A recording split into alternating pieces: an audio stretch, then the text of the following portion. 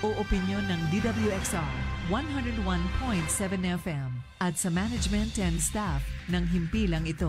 Disclaimer. The views and opinions expressed in this program are those of the speakers and do not necessarily reflect the views or positions of DWXR 101.7 FM management and staff. Narito na ang makabagong uri ng balitaan at talakayan sa radyo. Balita at talakayan. Balita at talakayan. Hihimay ng mga isya, talakay ng mga maiinit na usapin, maglalahad. Punto por punto. Balita at talakayan. Tambalan, Sandy Soriano at Dom Lago. Alas 12 ng tanghali. Lunes, Miyerkules at Biyernes. Kasabay ng inyong tanghalian. Balita at talakayan. Dito lang sa himpilan ng DWXR 101.7 Kalahi mo FM. Balita at talakayan. Okay, maulang hapon po sa lahat ng nakikinig at sumusubaybay sa programang Balita at Talakayan. At syempre, nandito po yung ating partner. Magandang tanghali ho mga kababayan nating tagapakinig sa ating palatuntunan hong Balita at Talakayan. Live po tayo ngayon sa ating Facebook page sa 101.7 Kalahi mo FM. At syempre, nasa YouTube din tayo, partner. Oo, ayan. Sa mga nanonood ho sa amin, magandang tanghali ho sa inyong lahat. At isang maulan at mabahang araw ho sa inyo. So, galing ka, partner, ng parteng South. Kumusta naman ang kalagayan doon sa mga lugar na napuntahan mo? Ay talagang may ilang portion kasi yung highway natin naman is passable lahat. Pero yung mga papasok na area, may mga ilang lugar na talagang binabaha. Lalo na dito sa may parting Bako at ilang mga barangay ng Nauhan. Lagi naman partner yan eh. At mukhang hindi talaga nasusolusyonan yung mga nangyayaring pagbaha diyan. At kahapon, partner, pauwi din sana tayo. Galing tayong Manila. Napakalakas ng ulan dun sa SLEX. So hindi muna tayo tumuloy, baka kasi nag-aalala ko baka walang biyahe. Dahil nga bukod doon sa malakas ang ulan, malakas din yung hangin. So pumunta muna tayo ng Tanawan at doon tayo nagparipas ng gabi at kaninang umaga ay tumawid tayo. Medyo kalmado. Okay naman, kalmado pagdating ng Kalapan. Kaya lang sa parting Batangas, sa may Isla Verde, doon medyo malakas yung alon. Pero pagdating mo dito sa Kalapan, kalmado na ang dagat. At madaming pasahero din, mga sasakyan. Although yung mga tao, kakaunti yung mga taong tumawid, mas madami yung sasakyan. Dahil siyempre, pagka ganong panahon, kahit sino hindi susugal sa pagbabiyahe. Dahil kung makikita mo yung mga ilang nagla-live ay talagang maalon sa parting Batangas at yun sa mga balita kaliwat kanan, in particular sa mga national television, ay makikita mo na may mga nasisirang bangka dahil doon sa hampas ng alon. Siyempre kahit sino ay medyo mag-aalangang tumawid, maliban na lang kasamang Sandy kung talagang kailangang tumawid ka dahil meron kang mga isinaayos na mga lakad or negosyo na pagbabiyahe ng ilang mga tawag dito, mga produkto mula dito sa ating lalawigan. Yun, magaling at magaling naman partner yung mga kalakal natin ay tuloy din yung yung pagtawid hindi katulad nung kasi wala naman tayong signal at wala ring dahilan para maantala yung pagluwas ng ating mga produkto dito. Pero yung issue kasi ngayon sa kabila nung nakaraang mahabang buwan na tayo ay nasalanta ng El Nino, ito naman yung sinasabi natin na yung pananalasa ng La Nina. La Nina, natatandaan mo partner, 'di ba? Ito ay tinatalakay natin noon nung 'di ba? Nung El Nino matagal nang in-announce 'yan. Nung Weather Bureau na magkakaroon tayo ng mahabang tag-init. Pero ang nangyari, parang hindi rin ito napaghandaan. At madaming natuyong mga palayan at talagang naperwisyo yung ating mga magsasaka, yung mga pananim nila. At dito diniscuss din natin na malapit na yung El Nina. At sinasabi La Nina. At ang sinasabi natin dito baka dapat paghandaan pero mukhang wala yatang nangyaring paghahanda kasi ulan pa lang ito, hindi pa ito bagyo. ay kita mo ang nangyari do sa ating mga mga kwan. Okay. Nandito ngayon sa ating nasa linya natin. Yung ating congressman po ng 1st District. Ngayong umaga ho sa ating palatuntunang Balita Talakayan. Hello. Okay, Kong, magandang umaga po. Hello, Kong. Nasa linya ho natin si Congressman Panaligan po. Hello. Sound yan, ano? Ayan. Ayan. Okay.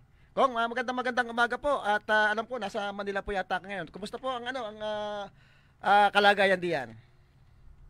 Well, tama yun. Tayo narito sa Manila kasi noong Lunes, July 22, ay nagsimula na ang session uli ng Kongreso. At ayon sa ating konstitusyon, tuwing pagsimula ng session ng Kongreso, ay ang Pangulo ng Pilipinas ay nagbibigay ng kanyang ulat, yung tinatawag na State of the Nation Address. Kaya noong Monday, ginanap ng umaga yung opening session ng Congress at nung hapon naman, yung SONA ng Pangulo, yung kanyang ulat. So kahapon naman, ay bagamat sumasama ng panahon, ay may committee meetings tayo, Tayo ay umattend sa isang mahalagang committee meeting, yung Committee on Appropriations. Kung sa tayong miyembro upang talakayin ang performance ng Department of Education. Ay ngayon naman, ito, maulan, walang pasok dito. Nag-cancel ng mga trabaho sa government offices ang Malacanang. Kaya walang session ngayon. At maraming baha sa paligid dito sa Metro Manila. Maraming baha. Kaya tama lamang na kinancel ng maaga ang pasok. Nakikita natin sa Facebook na maraming mga lugar ay apektado dito sa Metro Manila. Kaya pinag-iingat po natin ating mga kababayan. Diyan naman sa 1st District, bagamat tayo wala dyan, minomonitor po natin ang sitwasyon, At naka-report naman sa atin yung mga lugar na may tubig, Bagamat hindi pa naman ganun kalawak, Pero minomonitor po natin yung ating po district office ay nandiyan nagmonitor sa sitwasyon dyan sa 1st District. Okay. Akong alam ko nasa SONA kayo nung Lunes yata, po? Ano po yung mga bago at saka medyo talagang napakahalagang binitiwang salita dito ng ating Pangulo? Well, sinabi niya, priority pa rin siyempre yung agricultural production, yung food security, yung irrigation, dahil yung sinasabi ito, bagamat tayo ay sapat ng pamimigay ng binhi, meron tayo binibigay ng mga fertilizer subsidy, meron mga mechanized units na binibigay, pero mahalaga yung irrigation. Kaya sinabi naman ng Pangulo yan, yung irrigation. At ganoon din, binigay ko sa healthcare, yung mag-i-increase ang benepisyo ng PhilHealth. Sa tingin ko ay talagang napapanahon. Yung iba't ibang sakit ay i-cover na rin ng PhilHealth. Then binanggit din niya yung tungkol sa education na, yung pagbigay ng suporta para mapaibayo ang edukasyon natin ng kabataan. And of course, sa larangan naman ng defense, yung sinabi niya na patuloy na ipagkatanggol ng Pilipinas ang ating karapatan sa West Philippine Sea dahil ay dagat natin. Atin yung dagat na yan at lahat ng yamang dagat ay na nasa West Philippine Sea ay dapat ay atin yan at dapat tayo makinabang dyan. And of course, ang isang well-uploaded na bahagi ng kanyang SONA ay yung kanyang paggaban sa lahat ng POGO operations sa ating bansa. Sa ating pananaw, yan ay talagang tama at napapanahon na hakbang. Kung maibaho tayo ng issue sapagkat meron ho kong mga project may mga project ho yung DPWH na through regional office. In particular ho sa mga flood mitigation project nila na may lumalabas ho na isang baha pa lamang ang dumadaan ay merong mga nasisira na pong mga projects nila. Sapagkat sa tingin ko po hindi ho dumadaan ito sa inyong opisina sapagkat ito ay direct from the national. Ano ho ang reaksyon nyo dito? Yes, ang gumawa ng project na yan, yung nakita ko nga sa report sa akin, sa party yata ng Paitanauhan yan, na nabutas yung protection dike, Yes po. Yan ay national funding at DPWH Regional Office ang nag-implement yan. Mga engineers nila ang nag-survey niyan. mga engineers nila ang gumawa ng program niyan at saka nag-implement, ano? Contractor nila sa Maynila. Pero pa man, hindi natin pwedeng palampasin yan. At hindi natin pwedeng ipasa lamang ang sisi. Kaya ako nakipag-ugnayan sa highway, sa region. Kaya ay kanilang investigahan at design at i-repair nila agad, ano? I-repair ng contractor. Dapat may warranty ang contractor dyan. Kaya sabi ko sa kanila, sa highways ay kanilang gawa ng karampatang aksyon at solusyon ng bagay na yan. Dahil sayang ang pera. Yes po. Sayang ang pera. Kaya dapat yun ay aksyonan. Karamihan kasi sa flood control natin ay nasa region, binibidding kasi malaking amount eh. No? Kaya sa kanila yan. Kaya mga engineer nila nag-survey niyan. Sabi ko sa kanila, baka yung engineer sa region, hindi naman alam kung anong takbo ng ilog sa amin.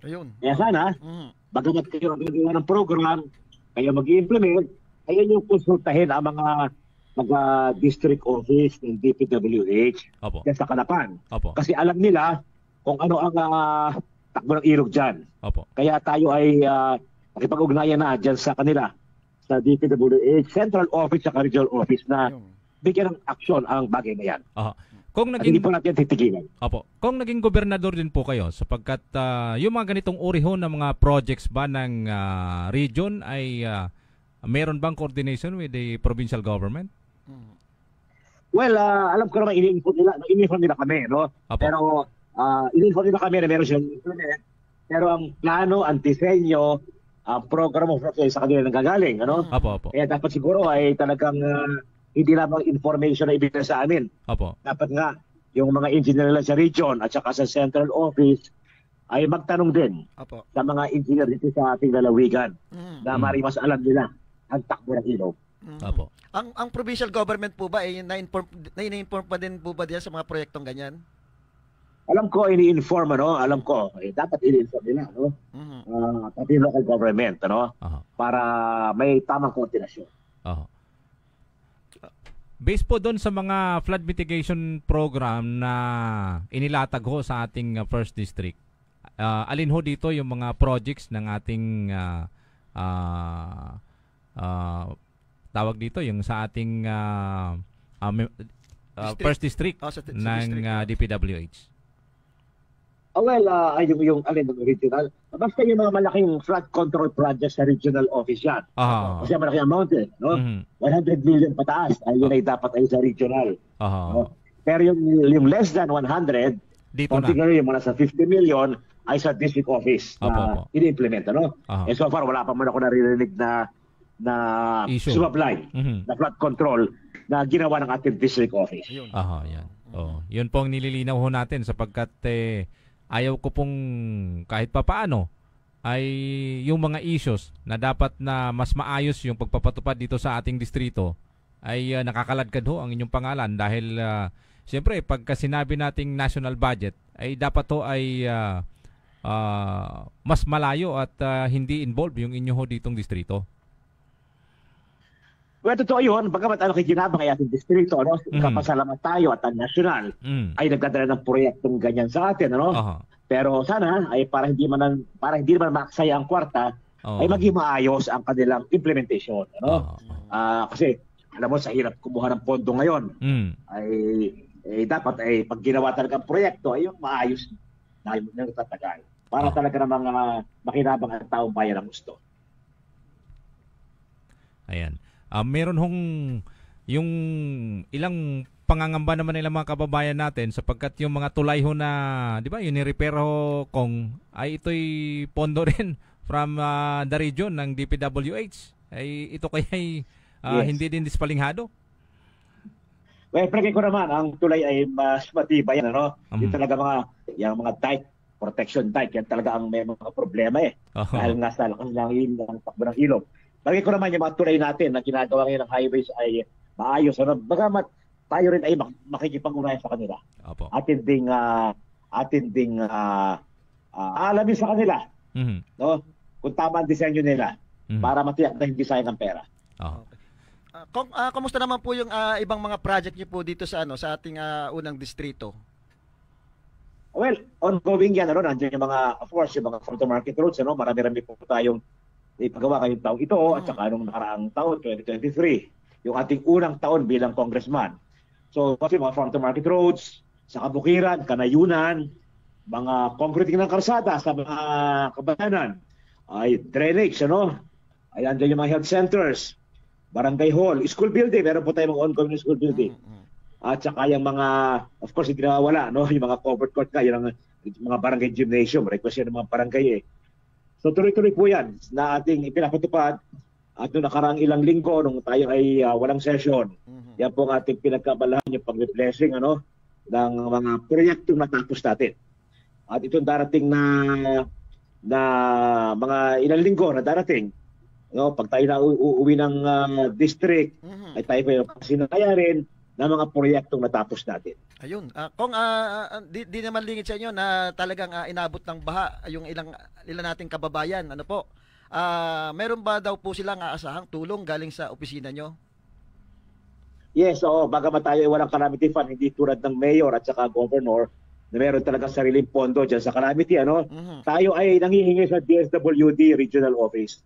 Kaya ito ipaparating ko sa Regional Office ng DSWD para mapagpadala at least yung mga food pack sa mga nabahaan at yun ang mga magkasaka na naapektuhan pa rin sa pagbaha.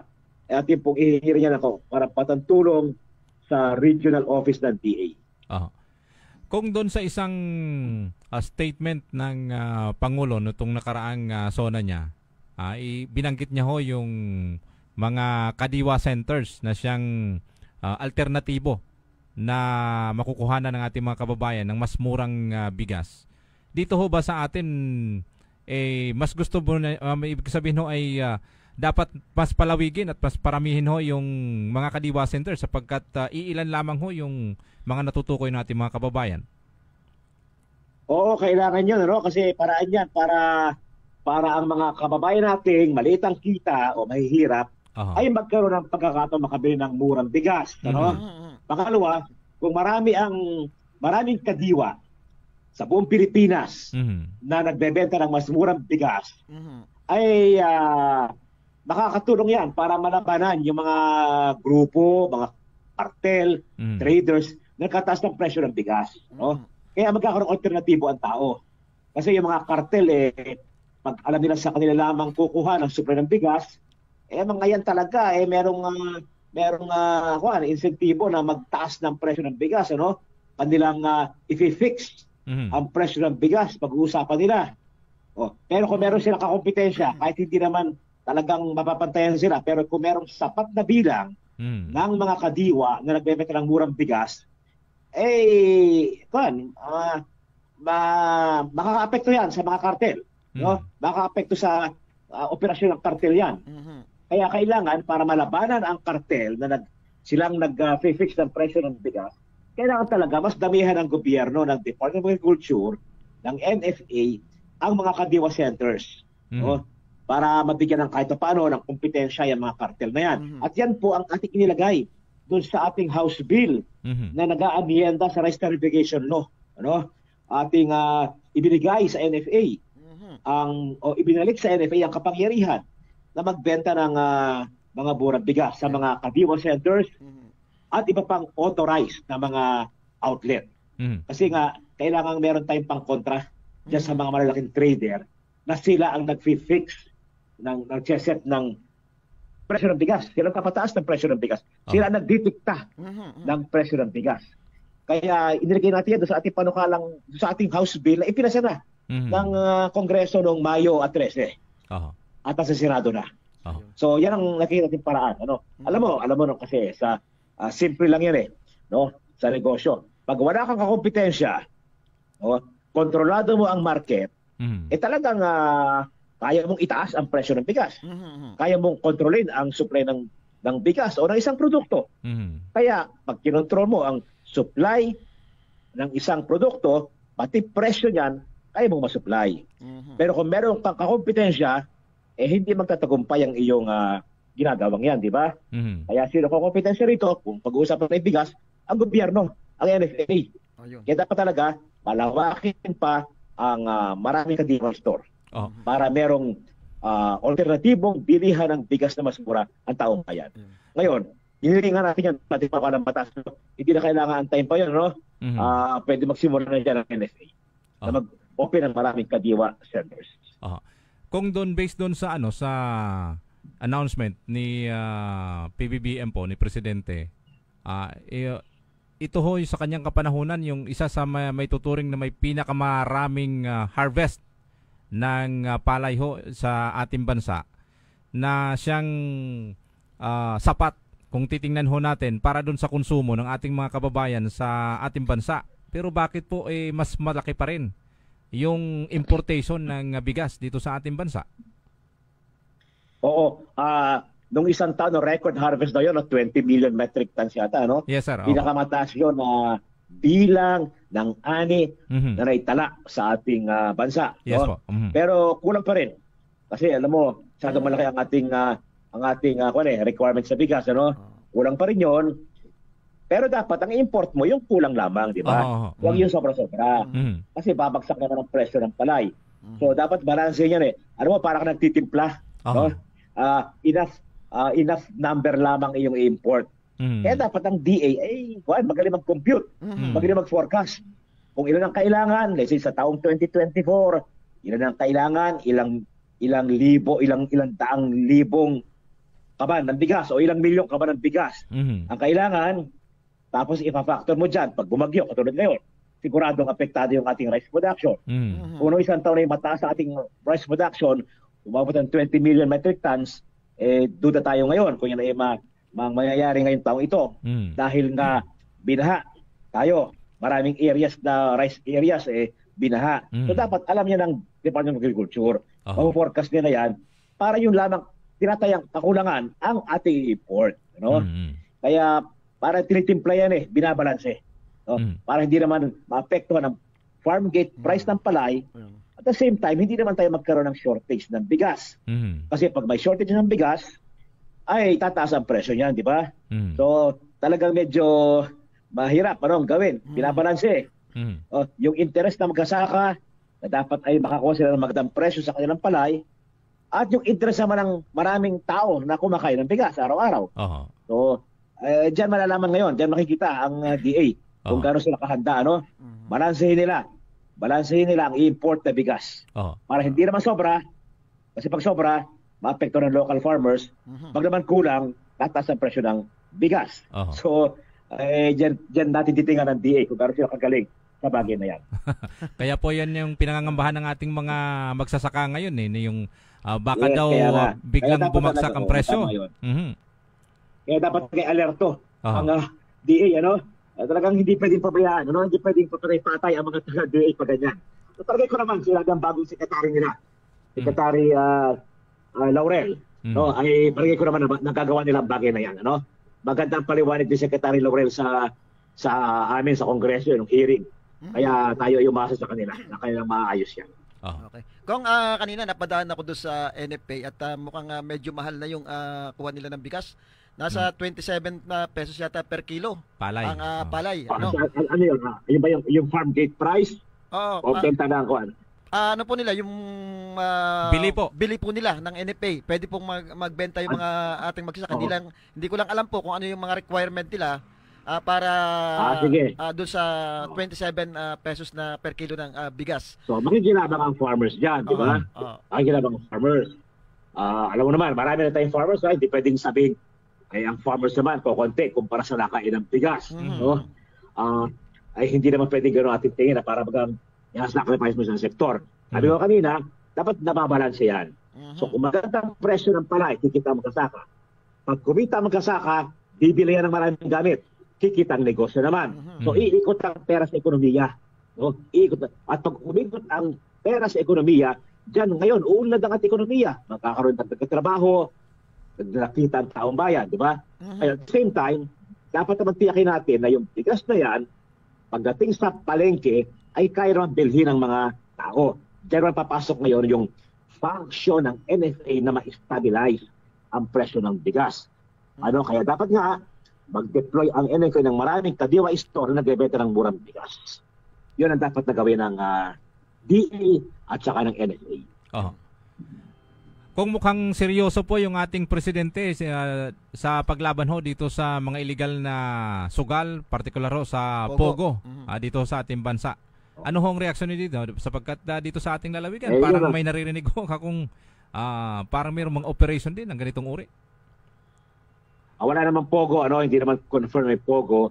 Yung nahuli sa Puerto Galera, lumalabas sila Pogo, parang very exclusive na sugaran sa hotel na yun lang, Pero yung pagbabawal, yung banning of Pogo, na i-announce ng Pangulo sa zona, yun ang pinakamalakas na palakpak na kayong tinanggap, At pati yung opposition, natuwa. Natuwa yung opposition. Kasi wala man talaga magandang naidulot yung Pogo, Kung meron man dinapay na taxes yan, yun ay parang baliwala kung kapalit naman ay kriminalidad, di ba ga?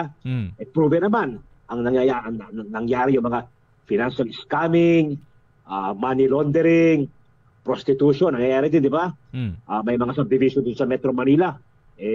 Parang pugad na ng mga Chinamen, galing sa mainland China, na nandiyan sa Pogo, nagkapatak ng Pogo. At ayon sa report niya, sila ang magugulo, gumagawa ng mga krimen, di ba? Kidnapping, patayan, murder, torture.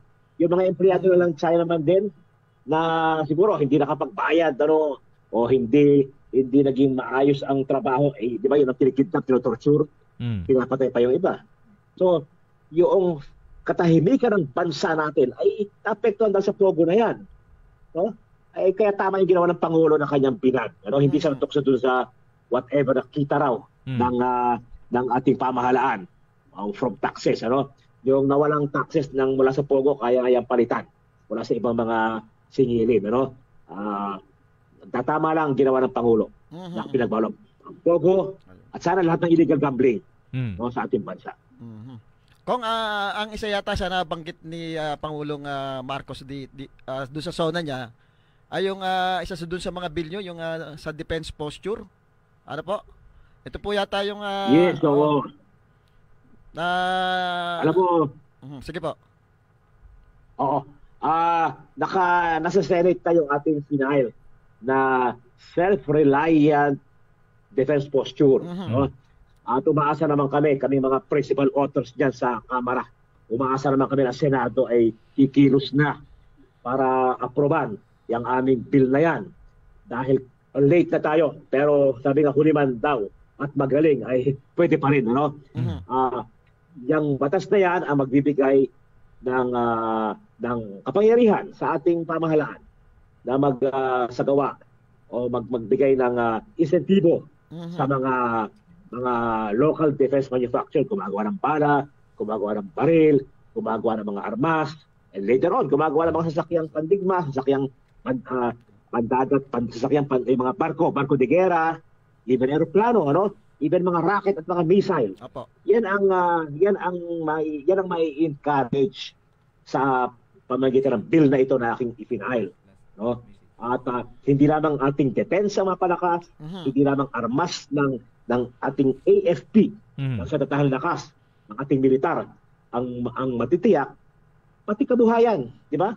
Kasi industrialization yun Pag meron ka mga ganyan mga factory, hindi lamang ikaw nakakapag-produce para ng armas sa iyong militar. Pwede ka na mag-export ng mga armas sa ibang bansa. Alam mo, dyan yumaman yung ibang bansa Israel. Dati mahirap pa sa atin yan. Ngayon, yumaman. At isa sa kanilang industriya, yung armas nga. South Korea. Dati ang hirap ng bayang yan. Mas mayaman pa tayo dyan. Pero ngayon, yung ating barko de guerra, yung binibili sa South Korea. Yung ating 4 na bagong barko, doon binibili. Yung ating 6 na patrol boat, na bago rin, doon binili. Yung ating 12 fighter jet, sa Korea binili. Dati-rati, ang hirap ng bansa yan. So nakakatulong yan. Mapalakas ang bansa mo, ang depensa, hindi ka na mabubuli ng iyong kapitbahay na malakas. At the same time, yung industriya niyan ay magbibigay ng trabaho sa ating kababayan at kita sa ating bansa. So, tama yung sinabi ng Pangulo at sabi ko nga, sa Kamara, mabilis kaming gumawa ng batas. Masipag kami sa Kamara. Bago mag-recess noong Mayo, naipasa namin yung bill na yan, yung self-reliant defense posture at sa Senate na. So sana ipasa ng Senado ngayon bago kami mag-recess. Ayun.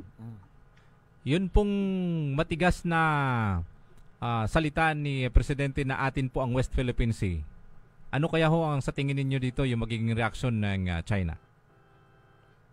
I expected natin kung magiging reaksyon ng China. Alam mo, nakakalungkot, Tom. Sa Facebook, meron pa ako mabasa na bakit daw ang Pangulo pinaglalaban ng West Philippine Sea, bakit daw ginalit ng China, bakit daw pinaglalaban ng mga Amerikano na pumunta rito, no? Bakit daw, yun nga, bakit ginalit ng China? Halatang-halata mo mga nasa bang loyalty ng mga ito. Ano ba kanilang kulay? Yung bang kulay ng bandera natin, yung red, white, and blue? Or bandera ng China?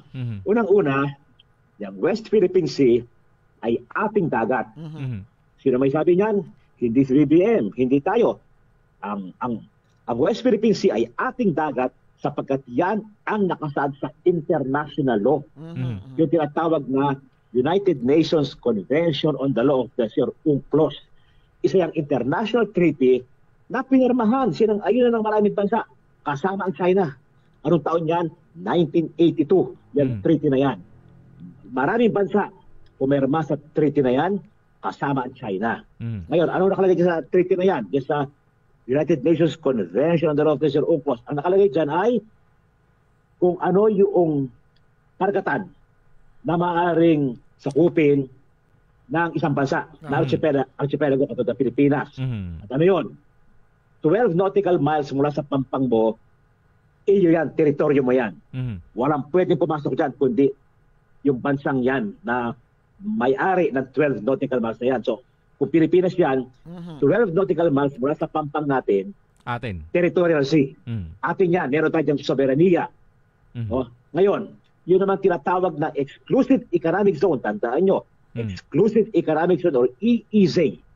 Yan naman ay 200 nautical miles mula sa pampang palabas. Ang tawag dyan ay exclusive economic zone or EEZ. Ngayon, ano ibig sabihin yan? Hindi yan teritoryo ng Pilipinas, subalit meron tinatawag na sovereign rights ang Pilipinas. Ano ibig sabihin ng sovereign rights? Karapatan na ikaw ang mangisda dyan, ikaw ang kumuha dyan, anumang yaman dagat dyan, whether ng isda, or yaman dagat, or langis, or natural gas. Ikaw lamang ang may karapatan dyan. So, yan ang karapatan ng Pilipinas sa West Philippine Sea. Ngayon, ayon sa treaty na yan, yung Scarborough Shoal na yan, yung Ayungin Shoal, yung mga isla na yan, yung mga lugar na inaangkin ng China, ay sakop ng ating 200 nautical mile exclusive economic zone. Alam ng China yan kasi pumirma siya sa treaty na yan. Ngayon, bakit siya kinakampam? Pumirma siya dyan. Kaya tama lang ipaglaban natin ang atin. Ngayon, yung ating 200 nautical mile exclusive economic zone na dagat. Alam mo ba kung gaano kalayo yan sa pinakamalapit na pampang ng China? Halos nasa 900 nautical miles. So, labas na labas sa kanila sa 200 nautical mile EEZ nila.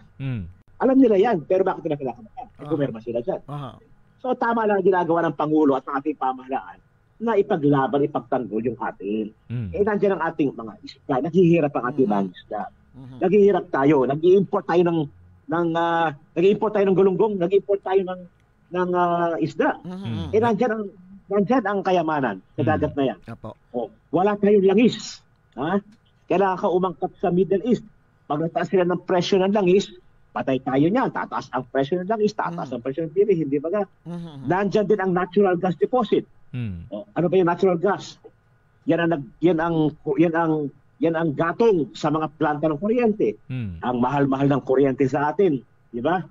Nandiyan ang natural gas. Hindi natin mapakinabangan kasi tayo ay tinataboy ng China. Sa dagat natin na ayon sa international treaty na pinirmahan din ng China ay ating pag-aari. Ganun kasimple ang issue. Kaya mga Pilipino na para bagang minamasama pa yung ginawa ng gobyerno natin, teka muna, nasa bang inyong katatatan sa kaya? Nasa bang loyalty ninyo? Diba? Nasa Pilipinas ba? O nasa ibang bansa? Baka nasa lahi na makapili, Kong. Siguro, maramang. Siguro, sa isang pagkakataon, paliwanag ko ng mas mainam yan kung meron tayong hawak na mapa. Kung pwede natin i-post dito, no? Gagawin natin. Para ganun kasimple ang issue. Hindi nag-aaksaya ang Pangulo ng panahon sa kanyang ginagawa pakikipaglaban. At dapat suportahan natin. Kahit ibang partido mo, dapat suportahan. Even nga yung opposition party sa Kongreso, natuwa sa sinabi ng Pangulo. Kasi alam nilang, hindi para kay Marcos lamang yung panlabang ito. Ito yung para sa kasalukuyang henerasyon ng Pilipino at sa susunod pang saring lahi. Paano kung talagang dumating parang wala ka ng isda na mahuli? Wala kang langis, wala kang natural gas.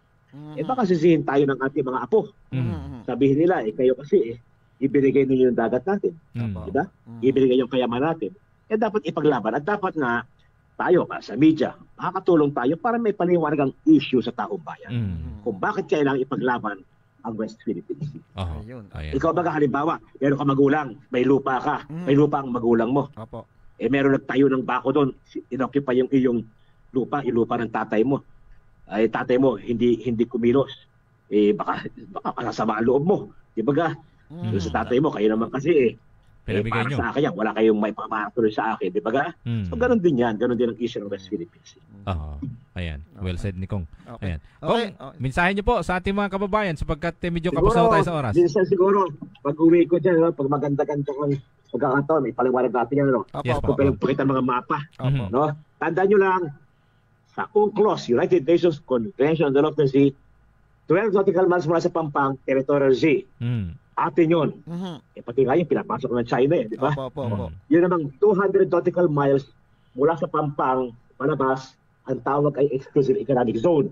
Meaning to say, sa lalim ng international law, tayo lamang ang may karapatan na mangisda dyan at kuhanin, pakinabangan yung anumang yamang nandyan, whether in ay isda, pagkain, or langis, or natural gas. Okay?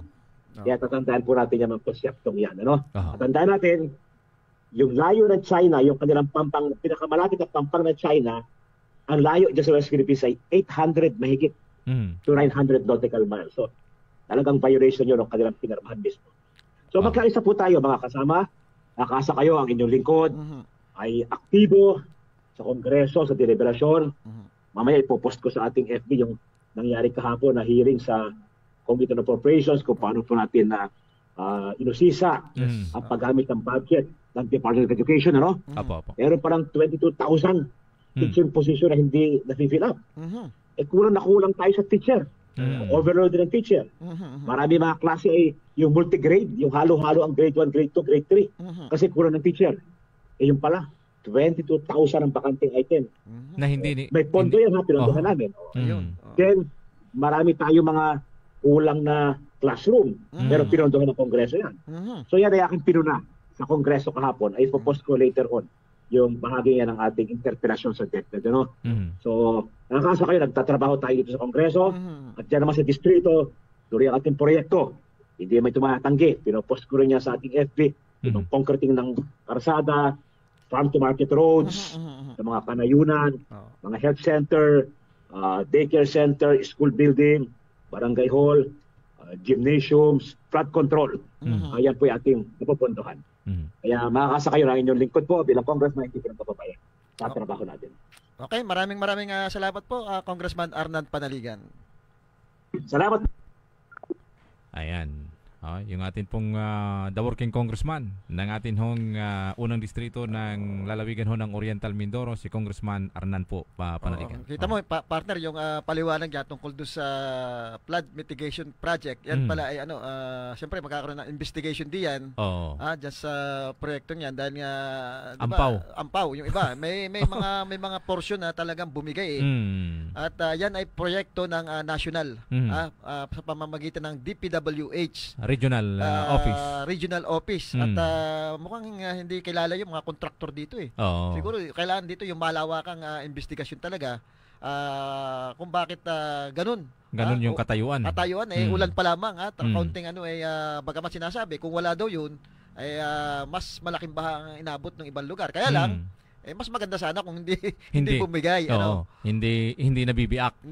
At yun siguro isa sa pagtutunan ng pansin ni Congressman Arnald Panaligan, yung investigation diyan sa mga bagay na kasi malaking pera din niya involved diyan dapat actually pwedeng gawin ng provincial provincial office na yung sa ating provincial government sa Sangguniang Panlalawigan na ipatawag yung contractor niyan sapagkat maganda nga yung proyekto na hatid dito sa atin.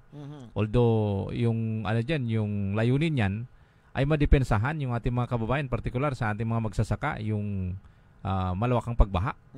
Ang problema parang nangyayari dito, parang tapal bulkasil ang nangyayari. Maganda yung itsura ng proyekto, pero ampaw ang katayuan ng proyektong ito. Tsaka partner, pera ng taong bayan yan kailangan talagang maimbestigahan at malaman kung sino yung mga involved at magkaroon ng isang investigasyon kung bakit malabnaw ba yung pagkakatimpla ng saminto nila o may mga bakal ba yan o malabnaw ang lagayan o paano. Kaya nga di ba? Isa pa rin sa nakita ko doon yung sinasabi ni Congressman Arnan Panaligan, yung defense self-reliance, yung sa defense posture. Alam ko isa sa mga author nito isa sa mga ngayon talagang nabanggit ng Pangulong Marcos doon sa mismo sa SONA. Ito yung napakahalaga partner kasi kayang-kaya naman talaga natin gumawa ng mga ganung armas na pandigma, yung mga barko.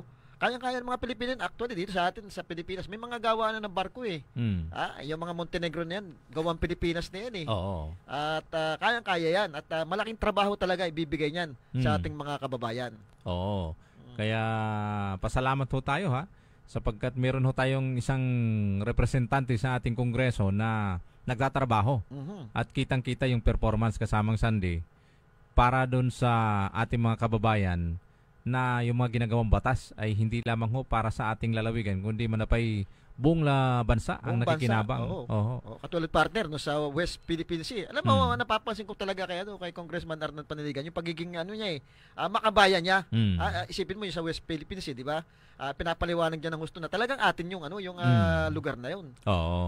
Talagang pinaninindigan niya at siyempre pinupuna rin niya yung mga tatawagin mga bagong makapili. Nababasa ko din yan yung mga yan sa Facebook na parang kumbaga nagtatanim pa ng takot doon sa ating mga kababayan. Kasi pinapaliwanag pa nila yung karapatan ng China. Karapatan ng China kaysa doon sa karapatan natin. Di ba? Hindi maganda yon. Tapos meron pang mga full statement na ito'y may kasunduan di umano ni ganito noong panahon na ganito. Inaward umano ng Pilipinas sa ganito. Pero parte kung nasaan yung dokumento? Hindi pwede kasing kiyaw-kiyaw lang yung usapan di ba? Sinasabi ni Congressman Arnan Panaligan, pumirma ang China sa kasunduan at batas yun na dapat sundin. Tapos ngayon sila nagba-violate. Ang problema partner, ang problema nito kung mapapansin mo, lumakas ang loob ng China na yun nung panahon ni Pangulong Duterte. Di ba? Kahit sa Davao ngayon, ilang fake na birth certificate ba natuklasan na Chinese Libo na, di ba? Doon lang yun sa Davao. Talagang ibig sabihin, sa Davao talaga sila nagsisimula kasi natatandaan ko pa na minsan sinabi nga ni Presidente Duterte na ang Pilipinas ay isang pwedeng gawing probinsya ng China. At nabalita rin ng panahon na yun na mismo doon sa Davao meron ng embassy ang China. Nung mga panahon na yun. At saka diyan lumitaw yung napakaraming pogo na talaga namang hindi nakatulong sa atin kundi puro mga kriminalidad pa yung naging resulta nito. At saka panawagan sana natin diyan sa kinaukulan natin na yung lahat ng mga undocumented na mga Chinese, lalong-lalo na yung mga nagtatrabaho dito sa ating bansa. Kasi kabawasan pa sa yan sa trabaho ng ating mga kababayang Pilipino na mag-import ka ng mga Chinese na undocumented dito para magtrabaho sa mga pogo na yan ay illegal naman. Dapat i-deport na yan. Saka parte yung mga Filipino-Chinese, ayaw din nila dyan sa China kasi communist yan Ayaw nila kasi pagka tayo sinakop na nga, kaya yung iba dyan tumakas sa China para lang magnegosyo dito. Tapos sasakupin na naman ng China. Ayaw din nila partner. Dahil nga naranasan nila yung buhay ng isang sadya sa bansang komunista. Ayan. Wala na tayong oras kasamang Sandy Oo nga, medyo mukhang kahit overtime na tayo. paulat partner talagang at ay medyo buti na lang Mainit ang usapan. Mainit ang usapan. At maganda yung panayam natin kay Congressman Arnan Panaligan. Siguro ulitin natin yan sa susunod na mga araw. At yung ilang mga issue dyan sa pagbaha na yan at yung mga ampaw na proyekto na ito, malalaman ho natin yan sa sunod na programa natin sapagkat mayroong mga dokumentong ilalabas dyan. Dapat mayroong mga investigation na mas malalim sapagkat kung tatanungin natin yung ating district DPWH, wala silang kinalaman dahil bagay hindi dumaan sa kanila yung dokumento, yung disenyo ng mga projects na yan. Siyempre, silang... At yung monitoring, hindi sa kanila dumaan. Pagka yung simpleng tao, siyempre ang isipin niyan proyekto yan ng ng DPWH. Damay lahat dito sa sa distrito. Kawawa naman yung mga walang alam-alam diyan sa nangyaring yan. Katulad ng local district engineering natin ng DPWH na wala namang kinalaman sa mga ganong uring proyekto pero sila pinuputukan. Pagdating sa issue, damay lahat sapagkat yung pangalan ng DPWH ang nakakaladkad. Pero dapat to ay monitor natin kung sino talaga yung may kinalaman sa mga ampaw na proyektong ito na kung titingnan natin parang siguro partner mo yung lumalabas parang walang mga bakal. Siguro partner tama yung sinasabi mo na baka pwedeng ipatawag ng sangguniang panlalawigan yan at doon yung mga kontraktor niya, kung sino man yung mga kontraktor niyan. Particular para matanong mga opisyalis ng regional regional kasi involved partner diyan yung pera ng taong bayan ang involved diyan. Galing sa tax mismo ng taong bayan yung ginastos diyan at hindi malita pera. Napakalaking pera ang ginastos diyan. Sabi nga ni Congressman Panaligan lampas 100 milyon ay regional ng DPWH ang may sakop ng naturang mga projects. Ngayon yung mga ganyang klaseng flood mitigation projects ay mas malakihan. Kayo ho ngayon ang dapat sumagot sapagkat nasa sa inyo ho yan kayo ang may hawak ng disenyo at meron kasi yung structural design yan na dapat angkop doon sa volume ng baha na dumadaan sa lugar. Yun, ang binabanggit pa ni Congressman Arnan Panaligan, baka daw yung mga engineer diyan na hindi naman taga rito. So hindi nila alam yung yung situation ng ating mga ilog diyan. So wala silang pag-aaral. Parang nakikita ko nga partner, bakit parang di ba? Nakita mo yung mga nabiyak na protection dike? Parang walang mga bakal Parang walang bakal, di ba? Tapos mukhang tinapalan daw agad sasabihin na naman ni Caribor dyan, yan yung tapal kabayo. Gamot kabayo lang ginagawa. Di ba? Alam mo naman si Caribor na ito medyo malikot ang isip nito Malikot ang isip niya pagdating niya sa gamot kabayo pero totoo. Sapagkat ayun ang nagiging reaksyon natin mga kabayan at mismong nakikita natin. Pati ko lang muna, kung makalimutan si Congressman at dating Mayor Doyle Liachon. Alam ko na andito na, kaya lang mukhang paalis yata uli Alam mo itong taong ito yung sinasabing action man pag sinabing may problema, may binigay kang diyan na problema, ina-action na agad. Yan palengke partner, kung matatandaan mo siya ang nagpagawa ng bagong palengke natin. Napakaganda yan ng bagong gawa. Talagang functional yan. Napakalinis at talagang makikita mong maayos. Ang daming proyekto niyang hanggang ngayon talagang nakatatak do sa ating mga kababayan, yung mga healthcare, sa education, diyan sa mga siya nagsimula diyan sa City College. So talagang napakadaming kumbaga ito yung nanunungkulan na may iniiwan talagang ligasiya. May iniiwang bakas. May iniiwang bakas na talagang nakatatak do sa kaisipan ng ating kababayan. Hanggang ngayon hinahanap-hanap yung disiplina, yung kalinisan. 'Di ba? Naalala ko yung basurero nung una na madaling araw may kumakanta basura mo, di ba? Ayan batiin ko din si Vice Mayor Bim Ignacio.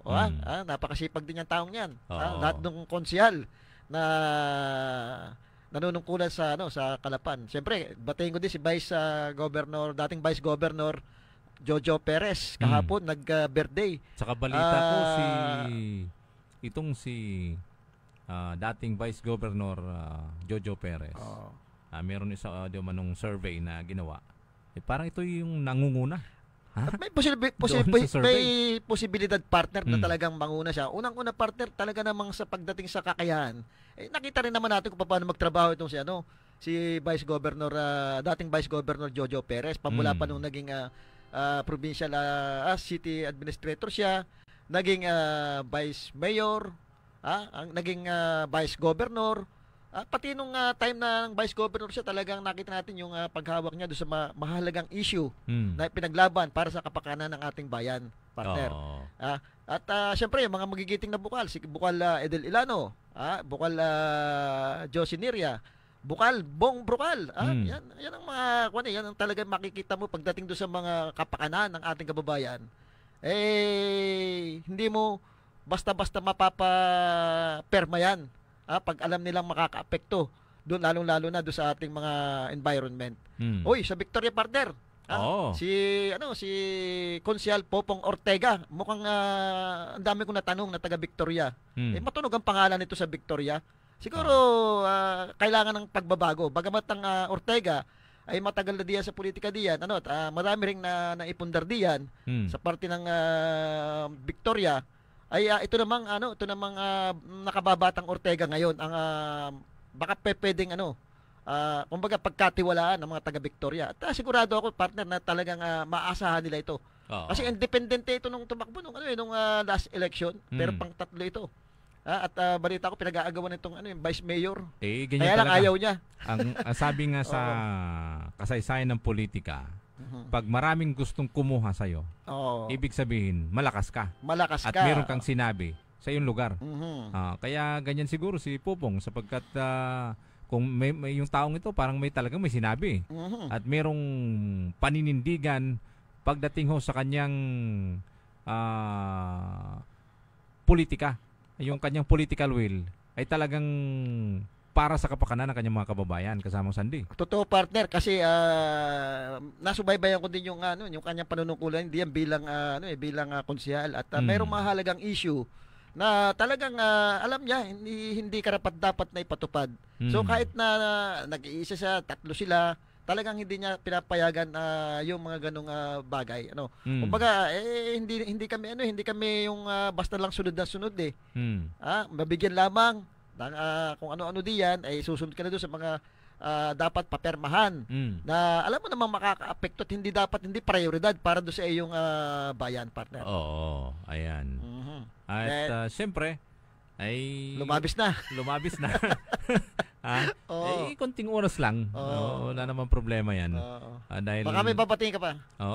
Wala na akong babatiin pero isa lang yung pwede kong tagubilin sa ating mga kababayan na sumusubaybay sa ating palatuntunan kasamang Sandy. Dito kasi sa aming palatuntunan bukas ang ating mga kababayan na magbigay ng kanilang komento at kanilang mga hinaing o reklamo man na may kinalaman sa isyong politika o anuman dito sa ating lalawigan kasamang Sandy. Doon sa mga kasama natin na talagang inaabangan kung sino-sino mga tatakbo ay magantay po kayo at malapit ng October. Malapit ng filing. Filing at makikilala na kung ano bang tatakbuhan. Kasi yung isa diyan hindi malaman kung anong talagang tatakbuhan sabi nga mayroon akong narinig magme-mayor naman daw. Sabi nga ng Kuya Mon. Nagagalit si Mon saka na kayo magngangawa pag nakapag-file na. Si Kuya Mon talaga. Naiinis na siya, pero alam mo, maganda naman ang maganda naman yung layunin ng taong ito sapagkat kahit papaano ay hindi pa naman siya deklarado kung anong tatakbuhan tumutulong nakapagpasaya sa ating mga kababayan. At sana yung ating mga kababayan naman ay sila na may bukas para mamili ng kanilang magiging idolo o iboboto pagdating ng eleksyon. Basta't nakikita na mas maayos, mas malinis ang hangarin ninyo sa anumang uri ng politika na inyong lalabanan. Saka partner huwag kayong masyado magpapaniwala sa mga pangako. Merong diyan nangangako pero nung nasa posisyon na nga sila ng mga nauna. Hindi naman nila ginawa.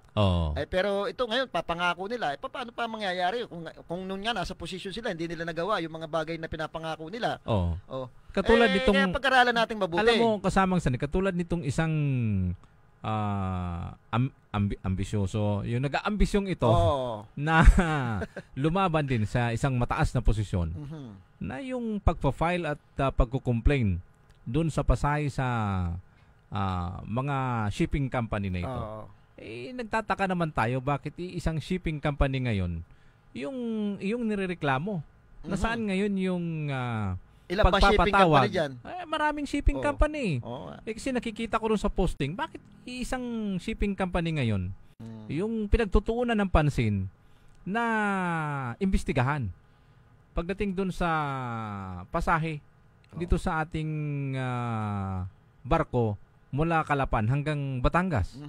Bakit hindi ipatawag yung lahat ng mga shipping company na yan para magkaroon ng malinaw na investigasyon at para masabi ng taong bayan na pag sinabing lahat,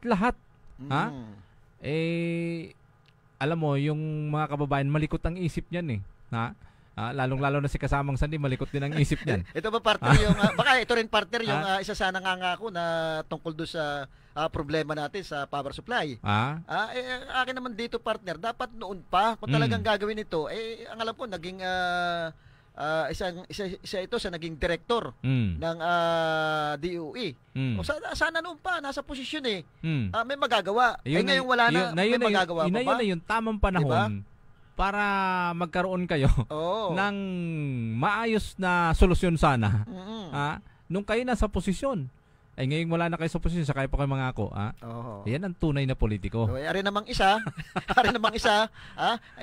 sabi, magbabayis governor. Sabi, magbabayis mayor. Ngayon, mayor naman. So, hindi malaman. Kaya sabi ng kasamang mo, antayin nyo na lang yung October. Diba? Pero ayon dun sa aking source, ang malinaw na tatakbuhan nito kasamang Sandy ay Vice Governor. Vice Governor.